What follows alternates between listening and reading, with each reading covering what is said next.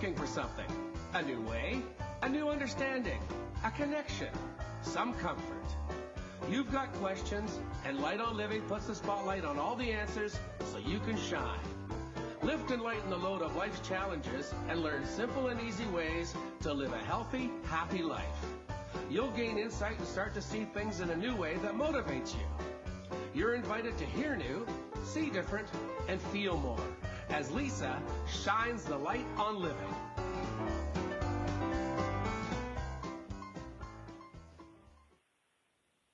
Hello, everyone, and welcome to Light on Living. I'm your host, Lisa Berry, giving you reasons to feel good, bringing you exceptional authors who express their experiences through writing, and then share with you on Light on Living to bring you all the goodies that can help you with your holistic happiness. So we are finally, I've been gearing up. Everybody's so excited. We are kicking off the month of resistance to resilience from the series Your Shift Matters. And I want to shout out a big thank you to Dana Zacone, who truly attracted all the right co-authors to allow us to witness their struggles, their obstacles, and the way they got through them. I mean, that's the biggest thing, right? Like, we need help sometimes. And here's the thing. We all face resistance. I mean, I'm sure I faced like 3 of them already this morning. And every day we all do. But I am appreciative of resistance. You know why? Because I know that's how I grow. And I do want to live a life where expansion is possible. So without resistance showing up, I mean, that really wouldn't be any help for me. And I said, so every time it does show up in that resistance, I just go, okay, what in me is pushing against this or being pulled against, from it. And then I stop and I think, okay, well, like, what's going on? Am I not aligning? That's really what it is, right? We're not aligning with what is right for us, like what's true to us. And we got to figure out what makes us come alive. Last week, I had a friend who asked this question. I loved it. Are you living or are you alive? Like, really feel that one. That's a big one. And the way it was kind of posed, I was like, oh my gosh, if we're simply living, I mean, I love that word. It's a good word. But if you think about it, if you're just simply living, then means there's a lot of resistance going on that you haven't aligned with. Because when you're alive, you are aligned and you're just go. You're just flowing, and that's good. So when that question came up, it made me really think about resistance.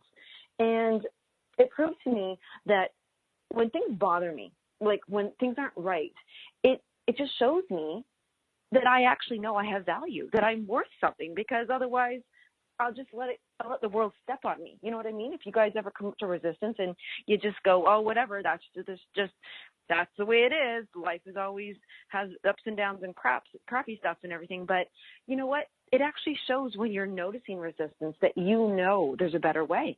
I love that. And then the other thing too, I don't want to just stick on, resistance, but what about resilience? Like resilient, to be resilient. I love that word so much too, because really, what does that word mean? That relates to living in alignment, to be resilient, to be able to come back from something, to get through it, to get over it, to look at it and say, hey, there's something bigger here for me. And so that's why I know it's going to take an entire month for us to get through resistance to resilience, and that you want both. And so we've got so many co-authors. There's actually 11 in the book, but we've got 8 of them, which is tremendous, who want to share with us and you guys, like, how alignment can be done easily, like how resiliency can show up in your life, and how do you get, like, what does that even look like? If you were to think of your life right now and all the resistance that exists, what would it look like for you to be living in a resilient life? Like, how do you get bounce back from that?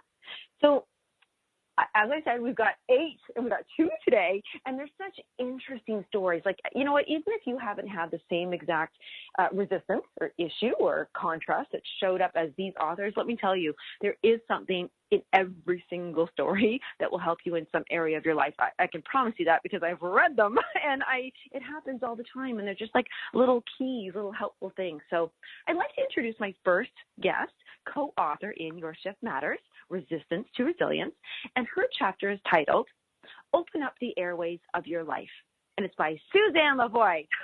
Hello, Suzanne. Hi, how are you? Oh, I'm good. it's really neat talking about something that happens to everybody every day, but in different ways. And here you are. I know. I am so excited. I've been so excited about talking about this, and I'm just so grateful this morning. Aww. Well, you know what? Your resistance is really came up with. Yours hits really hard because it was from such a young age and in such an intense way. And I do want to just share this with everybody. I wrote this on the Facebook post. Suffocated by life, living in an oxygen tent, and accused of making up, like, attacks, like breathing attacks and health issues. Like, you know what, starting life that way as a child, wow, resistance. Oh, yeah. Yeah, it just was absolutely traumatic about how from 3 years old, I mean, I was exposed to things that nobody really should have to go through. And it was just major resistance from that time on. And it wasn't even just it's the world's resistance. But then because of the world's resistance, it makes us have our own resistance. And I should actually start by sharing your little bio here, because I do want people to have their ears perk up and go, ooh, I need to know about that. So let me just share about Suzanne. Suzanne LaVoie is a seasoned writer filled with a huge zest for her craft and life. Her literary achievements include being a contributing chapter author for 2 compilations, including Unsung Heroes, Deconstructing Suicide through Stories of Triumph and What Self-Love Got to Do with It, as you guys know that book. And I want to just say that again, that if anybody, if suicide is in your world, if somebody that you know, if something that you're going through yourself, then you really want to listen to Suzanne's interview here.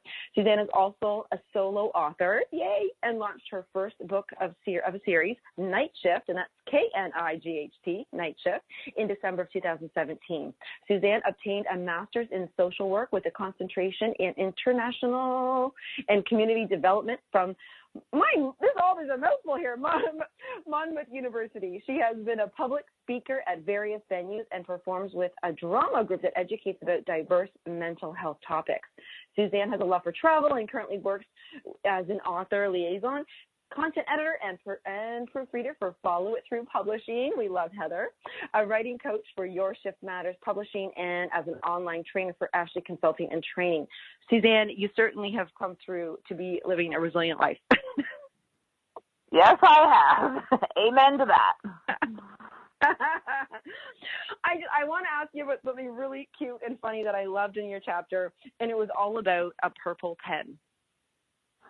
Oh, yeah. Can you just share, because it's so cute, but it's so true, and it really brought me back to my childhood. Can you just share that a little bit, like what that purple pen was and what it meant to you and how it helped you? It was around my intermediate school years. I was around 12 years old, and up to that point, I had been dealing with a lot of bullying and just a lot of negative challenges with my peers. And around that time, my mom came home from her job one day with this purple pen, and it was a real long pen. I had an obsession with pens, and she brought home this really dark purple pen, and it wrote purple ink, and I fell in love with it. So I brought it to school the next day, and I was just using it to take notes, and all of a sudden, all of these people, like all these kids around me started like noticing it, and they're like, oh my God, look at that pen. And then they saw that it was writing purple ink. And all of a sudden, like all these kids were just paying attention to me, and it was positive. And then they're like, oh, can I borrow it? Can I borrow it? And I mean, it just was amazing. And then it really got into my writing, because then I started using that purple pen to write stories. But it was like the first positive attention that I received, and even like my teachers were impressed with it. Like they had never seen anything like it before. So I always think about that purple pen, until to this day I still use different color pens to write with, but that one was special. Yeah, and you know what, Suzanne, why I first of all, I think we can all relate back. We maybe got a favorite eraser or a little pencil case or whatever that may be at that school. But what that really showed to me was that, first of all, your mother was really recognizing your alignment with what you enjoyed. You loved pens because you loved writing. And so as we live our truths and as we live what we are attracted to and we're just ourselves, you were yourself and went, Mom, I love pens. Your mom loved you. She gave you a pen. Then it became really interesting. And then it's not, I want people to really hear that. It's not like, okay, you guys got to go out and get your purple pen. It's that you want to live in alignment with what you love, because things will be attracted to you because of that energy that you're living. That's right. That's right. And you're up. Yeah, definitely. And so when you started being able to get that first like snowball effect of attention and just living a different life, what shifted in you that added to the next time somebody was mean to you? How could you use that to get through the next one? Well, the writing had opened up a portal for me where I could be my true self. And I just was actually sharing about that last night with someone, that writing was a therapy for me. So any time that I was feeling bullied or there was something that I was dealing with that was really, really horrendous, I just turned to my writing. And I didn't realize how much it was really helping me and sustaining me while I was going through everything. And so then, like when I had that purple pen incident, and then all of a sudden I started writing stories. And then it got to a point where some friends of mine in high school, we had actually started writing a story, and it's funny, but it was about like our favorite rock group. We were into the Monkees group back then, and I mean we were writing stories about how we met them and we were their friends, and I mean it was so cool because we were more interested in that than our schoolwork.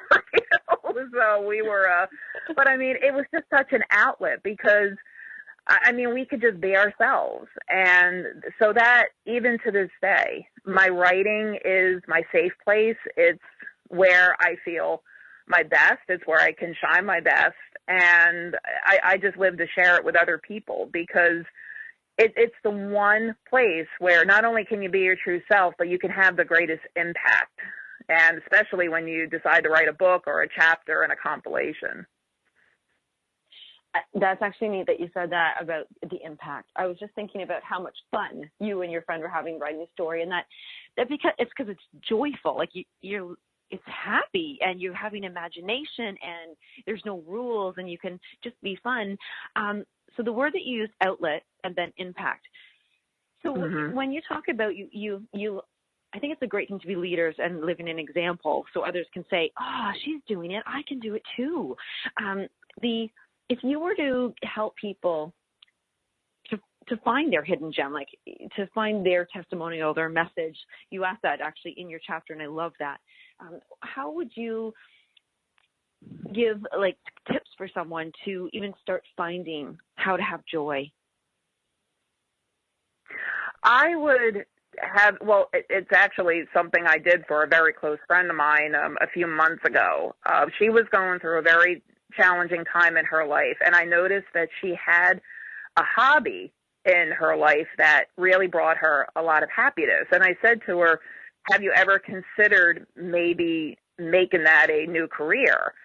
And she was a cook, and she loved to cook. So I had found out about a culinary program in the area, and so I told her about it. And then one thing led to another, and she enrolled, and then she became a chef. So, but the thing is, she always said to me, like, you know what, I never would have thought about it if you hadn't, like, addressed it. And so, like, what I encourage people to look at is, because life is always changing, and there's, especially in the professional sector, I mean, jobs just aren't around like they used to be. So I always say, like, find something that you love to do, and it can be monetized, it can have an impact. And like, for example, like I love animals, and I've been, for many years, friends have been, asking me to help with their pets. And so like, that's a way. So anything in your life that is a passion or a hobby, like focus on that, because that's what I found. Like, a lot of people are in situations where the life is getting sucked out of them because they're not in their true calling. And I didn't even realize, like, everything that I was doing up until this new path of writing, like, I was happy, but I wasn't as passionate about, like, I didn't feel the intense joy that I was until I got into this path. And the thing is, writing has allowed me to include everything in my life that I love. So I would always encourage people to, like, look at their lives. What is it that brings that truest joy, and then build from there. Suzanne, I love that you actually said it sucks. Like, if you're in a job that's sucking the life out of you, because your whole chapter is about the airways. Like, and it was so perfect that you just said that. And what great advice. And so I've got a minute before commercial, but I want to ask this question, and even if we do go to commercial, I'll have the answer when we come back. When someone has a hobby, like, I love that you said that. I've often heard people say, oh, well, yeah, I don't really want to make it a career because I'll fear that I won't love it anymore because now it's work.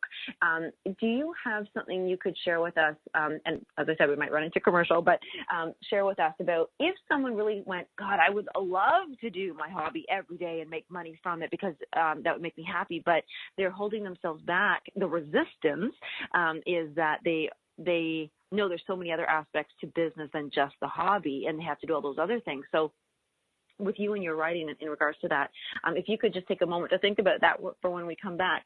And as we do go into commercial, I want to share with everybody, we have another guest coming up after this, and it's a completely different resistance, completely different topic, but you know what, the same thing. We've got to live our joy. So, Suzanne, when we come back, how we turn our hobby into an amazing, resilient career, okay?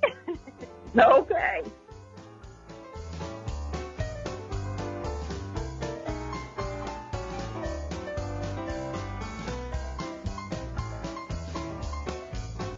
The best of the holistic, spiritual, and conscious world.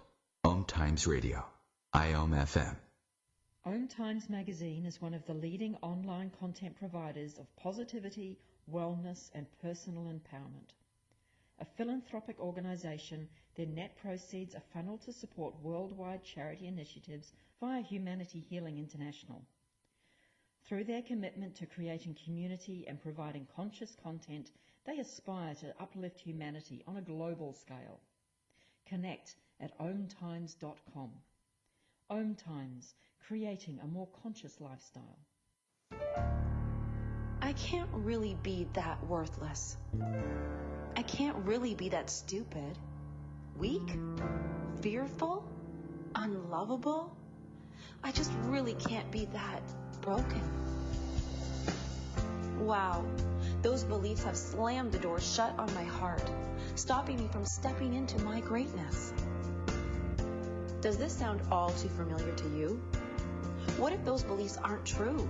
What if those false beliefs are creating resistance and blocking you from your own success, your power, and your happiness? What if you could break down the walls of doubt and rise from resistance to resilience? Well, now you can. Just like 11 other women overcame impossible odds with courage, strength, and determination. The truth is, your shift matters, and you're not alone.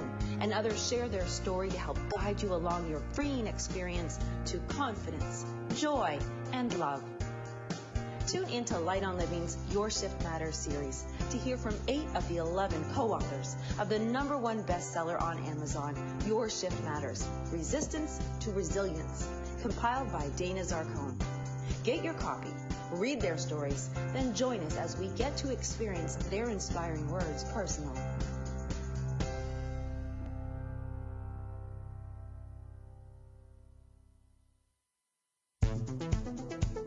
My name is Victor Furman. Some call me the Voice. I've always been fascinated with human nature, spirituality, science, and the crossroads at which they meet. Join me Wednesdays at 8 p.m. Eastern on OMTimes Radio, and we'll explore these topics and so much more on Destination Unlimited.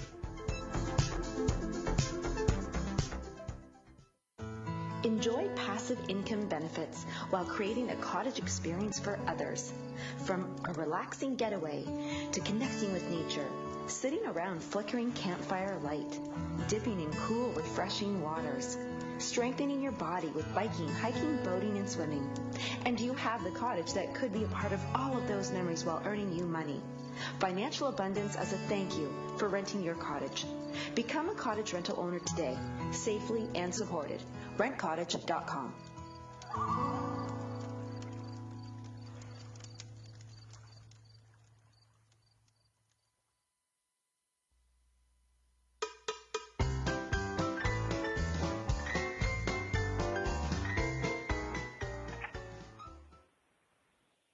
Well, welcome back, everyone. You're listening to Light on Living, and I'm your host, Lisa Berry.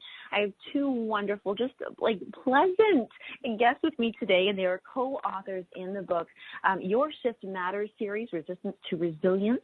And we've got Suzanne LaVoie right now.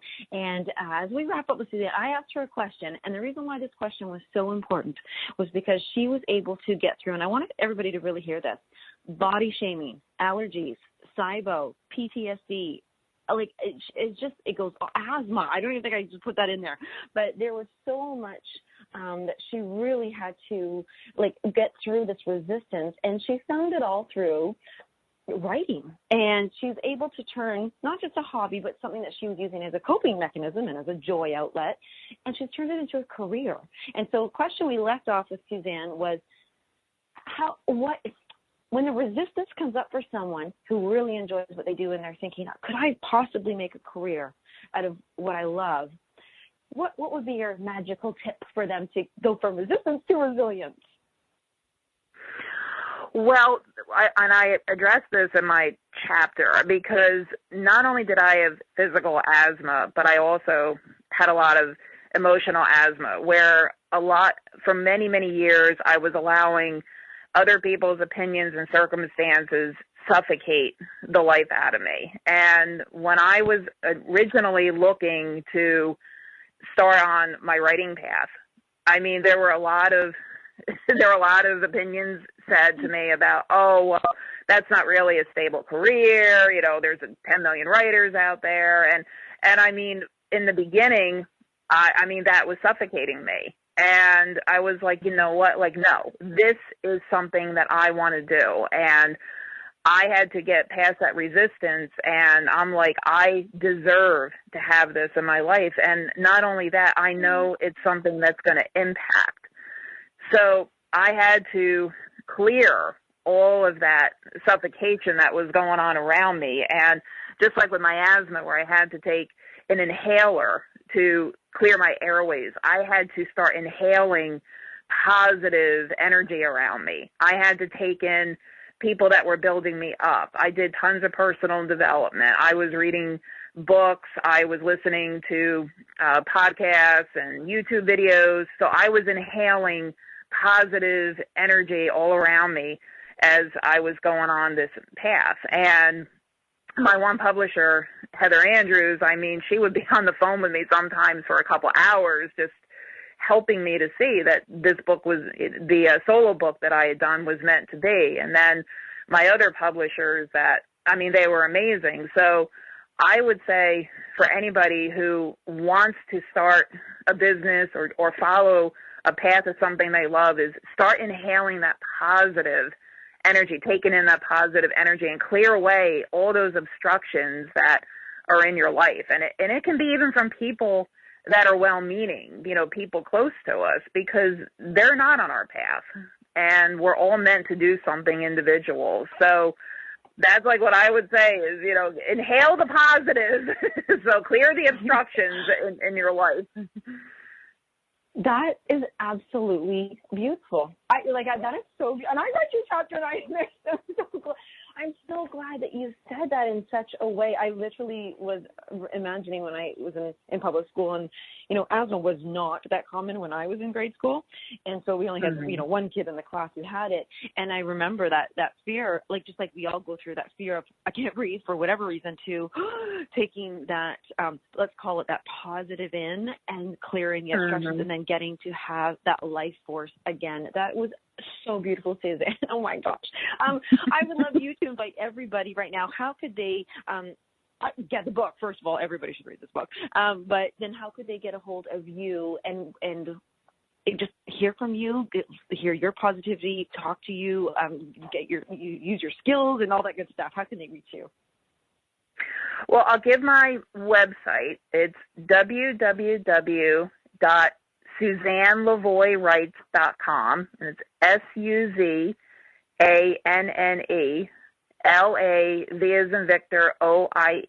Writes.com. And then I do have a writer's page on Facebook, and it's under Suzanne LaVoie.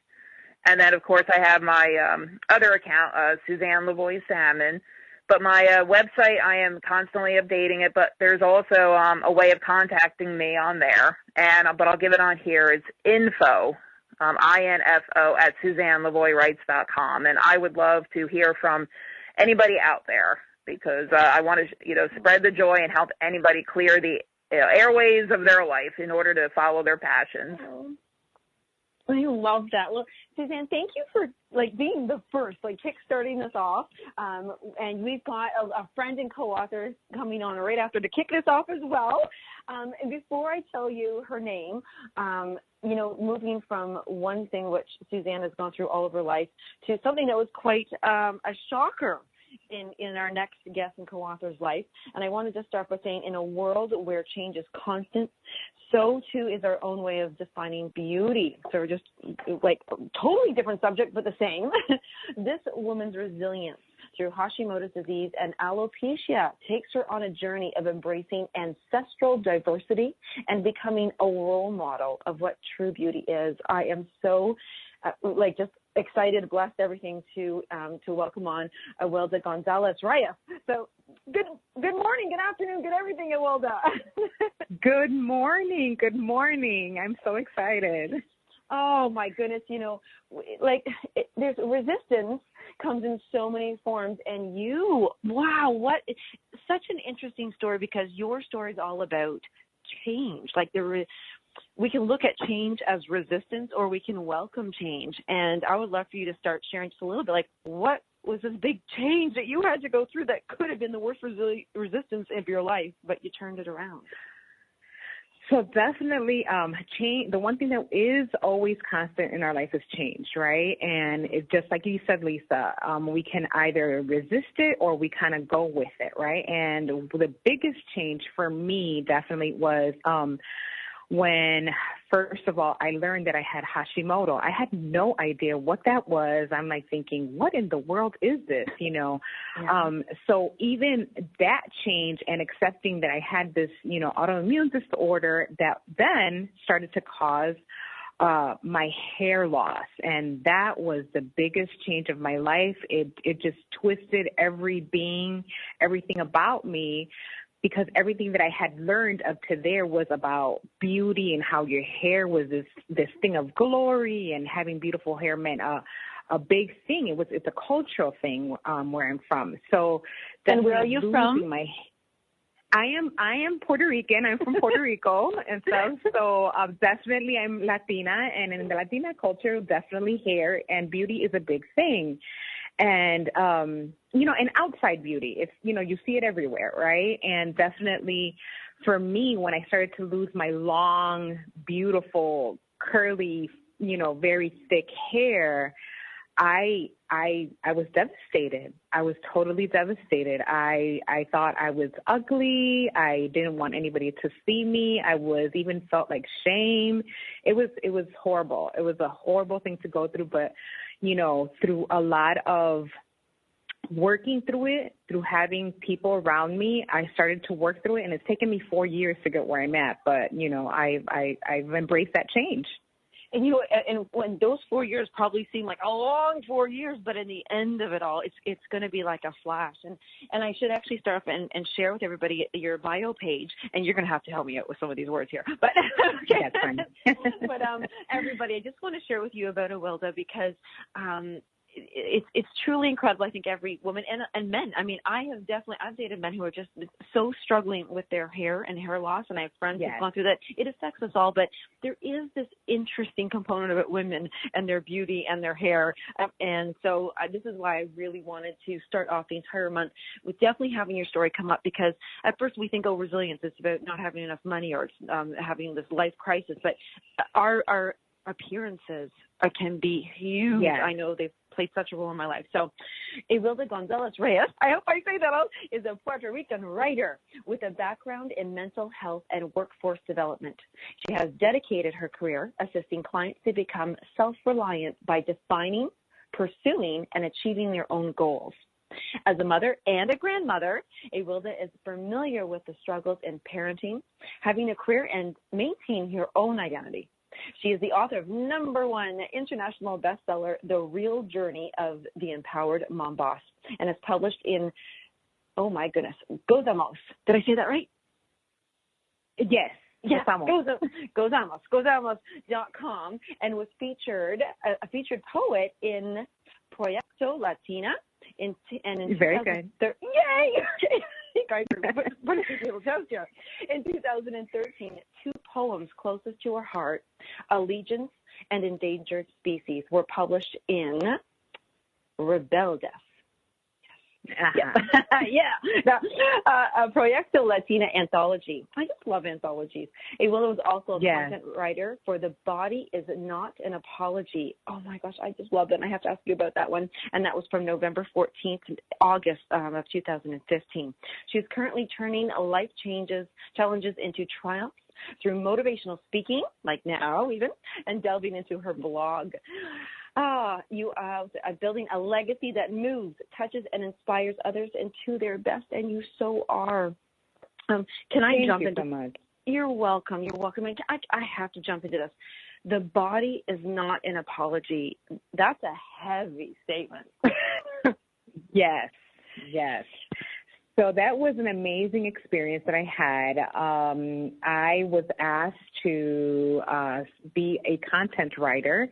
And it's really an amazing website where it's everybody. It's gender. It's beauty. It's able-bodied, non-able-bodied. So it's all encompassing, and how we're seen in society, as this body, but our bodies are not an apology, whether we have a disability, whether we're able-bodied, whether we're not able-bodied, whether we are thin, whether we are 500 pounds, our body doesn't have to be an apology. So that's what that website really is about. That must have been incredible. I'm so glad that you, of all people, got to write for them, and that was just wonderful. Now, when you do something really interesting. You sport your head and your hair the way it is. You don't always. You can, but how is it you live your life? Like you use the term bald? I don't know what the word is. How do you say that? So the way I do that, and it's taken me some time to get to this point. I don't want anybody to think like it's a journey that just happens like overnight, right? Because the shock at first, it's like you're losing your hair, and you're trying to save whatever little bit of hair that you have. In the beginning, you're like, oh my God, and there's nothing that you can do about it. It just falls and it falls, right? And at first, it took me some time to sport kind of like, just a shaved look, because I do have some hair, but it's not a lot anymore. I've lost at least 80% of my hair, and definitely there are times when it grows in, there are times it falls, there are times that it's patchy, and one of the things that in my journey that I've embraced, especially in this last maybe year, especially these last few months, is that I'm kind of tired of the whole shaving thing, right? And All women are, I think. Yes, definitely. And it's one of those things where you're like, okay, so do I shave it all? Do I let it grow? Do I let it just be how it, and do I see if it comes back? Like, it's always this battle, right? And I've used to have a mohawk and it started to fall, so I had to shave it again, and so now I decided to just, challenge myself again and just say, you know what? I'm just going to let my hair grow however it is. The patchiness, let it show, because this is who I am. I'm not gonna hide who I am. And I think one of the things with alopecia, especially with women, I think it's a little bit easier for men, and some men do struggle with it. It is just as shocking for men, but it's something different for women, right? And a lot of women, we hide it. We hide it either with a wig, we hide it either with a turban or hats, or however you decide to hide it, weave or whatever, right? I've chosen to continue to wear a wig. I did the wig thing. I've done everything that you can think of under the sun at this point, but I've decided not to do that because this is who I am. And I am not an apology. My hair is not an apology. I am not going to live by the standards of what society thinks is normal, whatever that normal means, right? And I definitely have embraced that this is who I am, and, and I know it might look strange to some people, right? But it's no stranger than having someone have pink hair or rainbow hair or, sporting them all. So definitely this is who I am, and I've embraced that, and it comes with a lot of building confidence, in who you are, and remembering that you're not your hair, that you are so much more than the outside beauty, that you are beautiful inside, and that what really brings confidence isn't so much how you have your hair or what color it is or the style that you wear, but it's how you walk into a room and the confidence that you exude when you walk into a room. Yeah, I love that you actually said that specific thing. If everybody right now could imagine themselves they're standing at a door. On the other side of that door, there's a room full of people, and they're going to open that door, walk through, and they're going to be expressing themselves with their vibration as much as they. And you're right, because you know what? Yes, we all have our favorite color. Like I put pink in my hair, and some people love to wear black, or some people love to wear lots of jewelry or this, because it's an expression. But you've come to a point where you found a way to confidently express yourself from the inside out, like boom. And yes, a big question on that is, where does one, like that's a big jump, I think, from some people. Like right now, I wear my makeup everywhere, all the time. There's nobody that will ever see me without it ever, right? Not even the cats. I always go, oh God, I call it cat makeup. I have to put on. I was like, I'm at least putting makeup on for them, and it might be a little less, but that would be a huge jump for me to go from that to just going to put that bare face right out to the world. So, where would somebody like me, or where does somebody else start to say that that's okay? I'm okay to do that.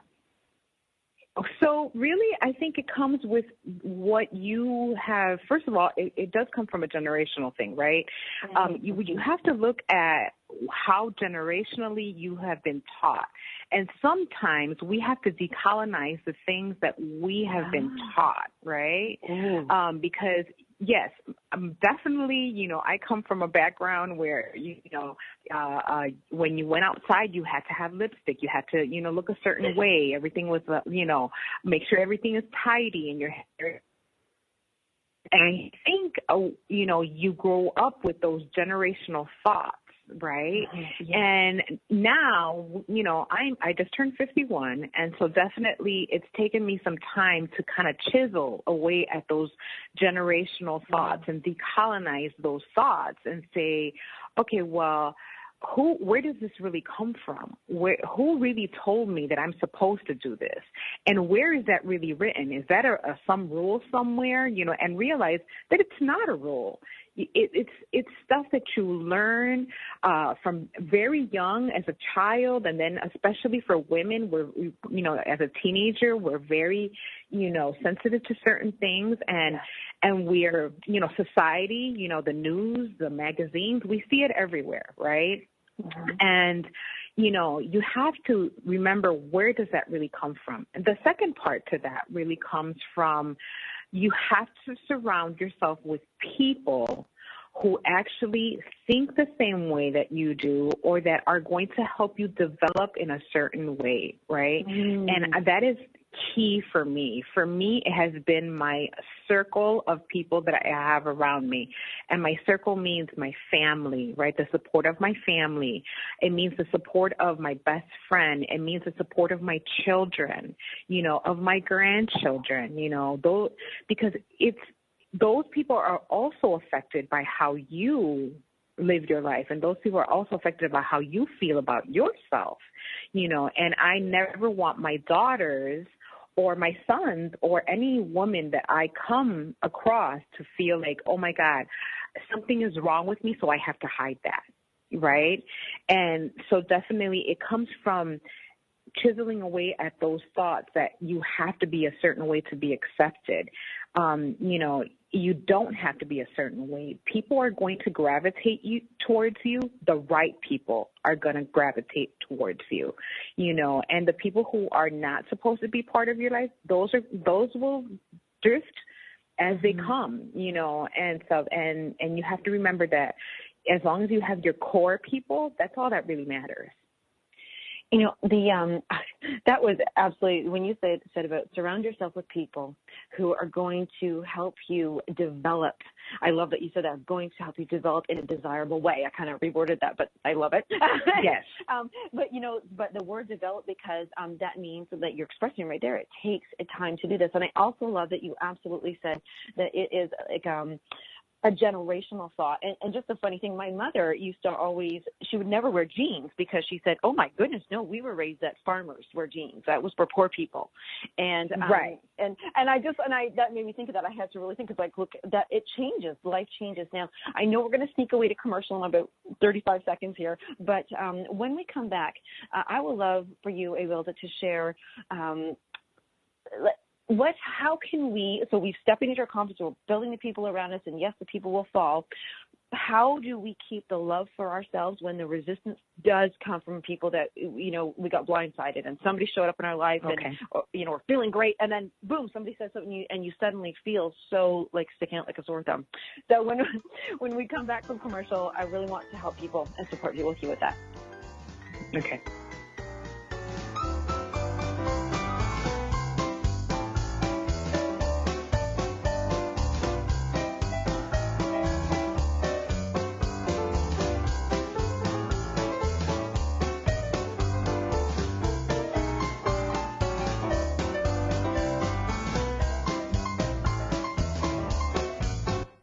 The best of holistic, spiritual, and conscious world. OMTimes Radio. IOM-FM. Hello, I'm Lisa Berry. Join me every Monday at 1 p.m. Eastern Time for Light on Living. A chance to see new, hear different, and feel more as I shine the spotlight on all the ways to lighten the load of life's challenges. Light on Living is your link to that new way you're looking for, that new understanding that will enhance your life, and that positive connection that will support your growth. So join me and you'll gain insight and start to see things in a new way that motivates you. Ascending Hearts is no ordinary dating site, but a spiritual dating site with a purpose, to link you with your soulmate. We engineer the serendipity so you can trust that you will attune with someone that has the same matching vibration as you. Ascending Hearts, the conscious dating site for the spiritually aware. Try Ascending Hearts for free. AscendingHearts.com. Grab a cup of tea or a glass of wine and tune in for inspired conversations with publisher Linda Joy on Tuesdays at 2 p.m. Eastern. Linda creates sacred space for leading female luminaries, empowering authors, heart-centered female entrepreneurs, coaches, and healers. A soulful venue where guests openly share the fears and obstacles they've overcome, wisdom and lessons learned, and the personal journey that led them to the transformational work they do in the world. Inspired conversations to empower you on your path to authentic, soulful living.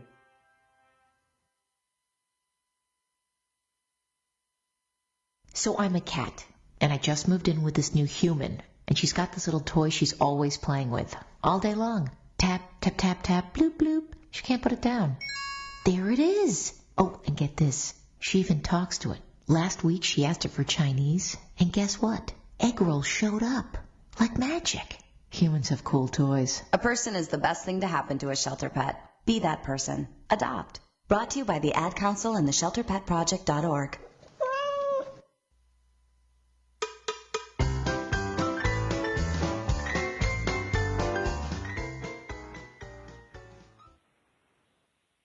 Oh, thank you guys for joining us. I just hope that every listener right now is just checking in with themselves and realizing that whatever resistance is in your life is truly there for you to get through it. Like to say, this is something that really matters to me. And that's my inner being saying, I can become resilient. I can use resiliency to get to the other side. And we've been chatting with two authors, and we're continuing on with them.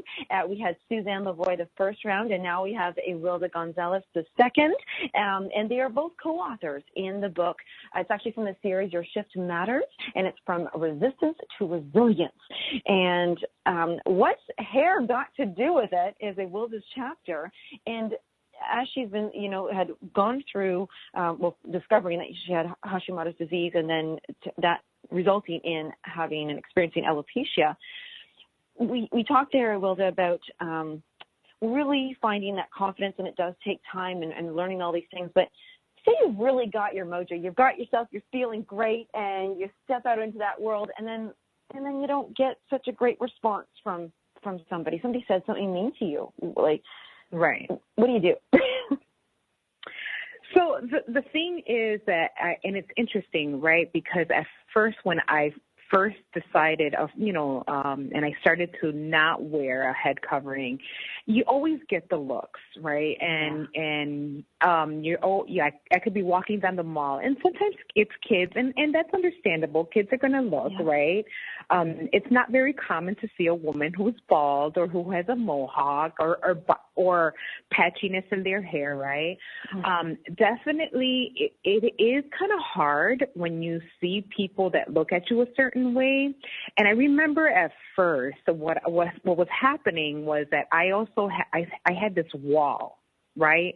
And I wasn't allowing people to also approach me because I already had this wall up where it was like, oh, well, that person's looking at me a certain way, so let me look back the same way they were looking at me, when it's these preconceived things in our heads. Maybe that person really wasn't even looking at me, right?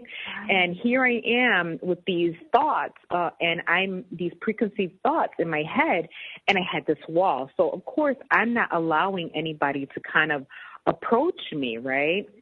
And so what I started doing, and this again came with the help of talking it out with my, best friend and my families and, and people like that, and just reading a lot, right, about self-care and what that really was and stuff. I started to notice, and my best friend actually said it. She was like, you have to get to a point where maybe people do want to approach you. But you're the one that's stopping people from approaching you. So you have to find a way to be okay with how people are looking at you and smile.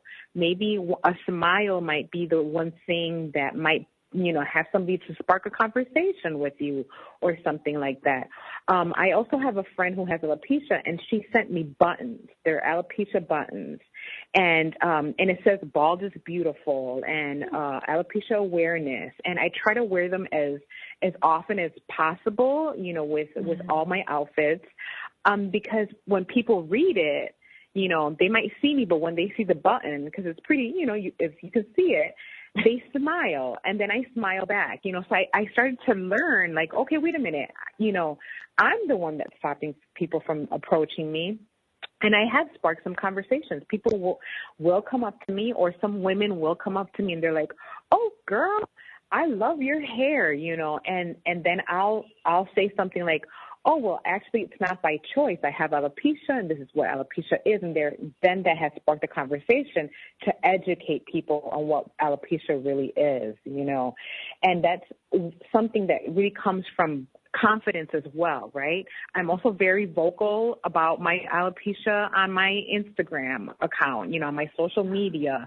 I've been, you know, I definitely don't hide it anymore. And in the beginning I used to, but I don't hide it anymore because I believe that if I share my story, there are more people out there who have the same story, and our commonalities will come together, and we can become even more powerful, and our stories will become more powerful. That is very strong and powerful what you said, and I do love that you've written this chapter so much. And I'm gonna share the last line of your chapter just because I have to, because you just spoke about you were hiding and you had built that wall. Well, you wrote in the last line of your chapter that freedom comes with resiliency, and the word freedom really resonated with me when I do love wearing makeup. I actually like it. Like, I enjoy it. I love putting it on and doing it. But right.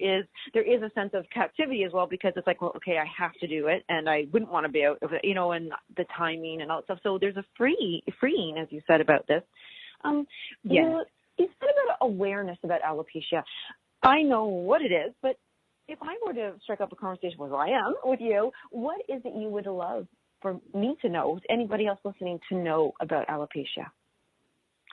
So alopecia is not something that you can control. I would love for people to understand, like, you know, I get so many requests from, you know, different social media accounts where it's like trying to sell me hair or products, or it's not something that I can really control. There's really no cure for alopecia.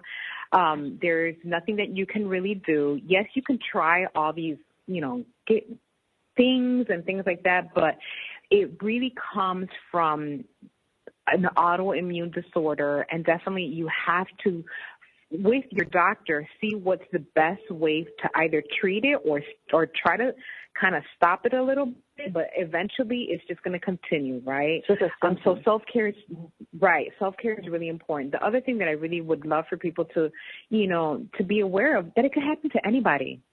It doesn't matter. It can happen to a child. It could happen to someone who's in college. It could happen to someone who's a teenager. It could happen to an adult. It could happen to a man. It could happen to a woman. It doesn't matter, right? And so it's something that can happen to anyone, you know. And so be aware of your own body, right? And be aware of how you feel. And oh, we lost you there. Oh, hang on there, Awilda. We can't hear you. Oh, goodness. Hello? Oh, there you go. You're back. Oh, good. We lost that last sentence you said. I do have a question. You originally had the alopecia because of the Hashimoto's disease, but you didn't even know you had Hashimoto's disease. So what was it? I didn't. To go to the doctor to get tested? Like, what was going on in your life that you were experiencing that brought you there to get tested? So I was going through a lot of changes in my life, and a lot of things were happening in my family, and so I was in a very high stress environment, you know, trying to deal with a lot of different things. And what triggered me was I found a spot. It was one small, tiny, like dime-sized spot on the side of my head that had no hair, and that's what triggered me to be like, wait a minute, something is going on. And I went to the doctor, and when he saw that part of my hair was coming off, you know, and it was falling, that triggered him as well. He's like, wait a minute, this is something more than what we thought it was. Let's do some more investigating. And when the results came back, it was actually Hashimoto's disease. Well, I'm so glad that you actually were paying attention to your body, and that's a big thing with when everybody's listening right now. That's part of when there's resistance going on in our lives, we don't listen to our bodies and ourselves. We don't, yes. And so with that, I would love that you are shining a light for everybody to see this and hear this. How can people, where's let everyone know where they can find you and see you and talk to you on whether it's Facebook or Instagram. How can they reach out to you? So definitely on Instagram, I have an open Instagram, so it's easy to reach me. And my Instagram is Awilda GR, so it's AWILDAGR. And then on my Facebook, it's private, but if you send me a request or you send me a message, I definitely will respond. It's Awilda Gonzalez Reyes. So it's AWILDAGONZALEZ and then REYES. I hope everybody goes to both Suzanne LaVoie and Awilda Gonzalez Reyes. Yes. Yes. Pages and pick up this book because your shift matters. That's the resistance to resilience. And I want to thank both of you. I'm not sure if Suzanne's still with us. If Suzanne and Awilda, I'm just so happy to have you guys really kick off this month and reach out to everybody who needs some help. Thank you guys both so much for joining us today as we start. Thank you so much. Yay! Thank you. Suzanne. Thank you, guys. All right, everybody listening, join us again next Monday. We have 2 more authors, totally different stories, but once again, you know what? Our resistance shows up in life at any time, in any way, and we can get through it and live resiliently. So join us next Monday. Okay, bye, guys. Bye, everybody. Bye-bye. Bye. Bye.